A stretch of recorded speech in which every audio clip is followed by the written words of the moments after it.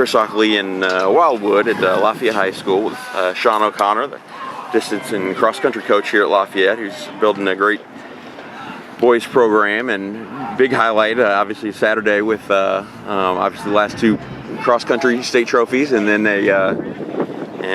some talented young guys this year. And but man, talk to me about Dylan Quisenberry's 4.11 1600, and just a mind-blowing time for a sophomore. I think that puts him 19th on the national list. And you know, a lot of us going in thought, you know, it would be, you know, you had the Spencer and the Noah and Stephen Mugeche, and then there'd be everybody else. But man, Dylan surprised me, but apparently not so much you. Thought this was, had it in it. Yeah, I thought he could run in the 14s, somewhere 4.15s or so, just based on workouts. You know, I knew it was going to take the right race. You know, being a sophomore, not having a ton of track racing experience, you know, trying to push yourself in a race by yourself, you know, to go out that fast and run that time is pretty hard, especially when you haven't run that fast before. Right. You know, he ran that 4.24 at the Big River Indoor Series, but you know, he was chasing me. He was chasing Camden Barrett and Ketche and all those guys. And so,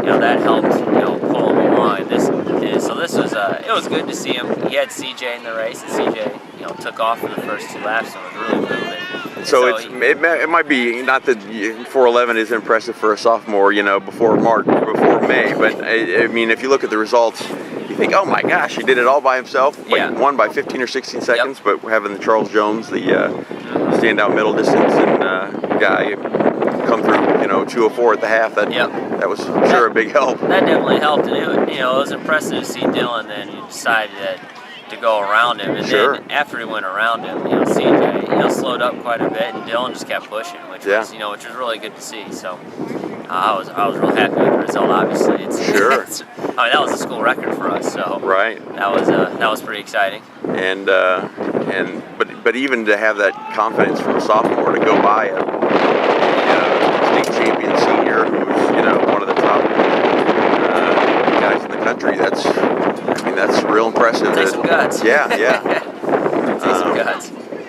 So what, now that he's run this, do you have to reassess some goals, and or just keep doing the plan, but maybe the final goals will be a little different? Yeah, the plan is always needs to be adjusted. You can't just do one thing, and you know, if something good or bad happens, you can't just keep muddling through all the time. It needs to be constantly monitored and adjusted. And I think the plan definitely has to be adjusted in a positive way. Though he may not like it because the resulting workouts may not be as easy, quote unquote. Sure. But it needs to be adjusted, and you know, we'll see come state when he gets in, you know, in another hot race in the mile. Hopefully that he runs some good times, and you know, all you can hope for is that you're in the mix come, you know, the last 400 meters.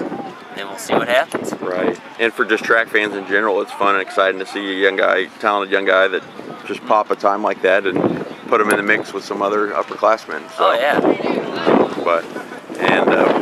what was the record before?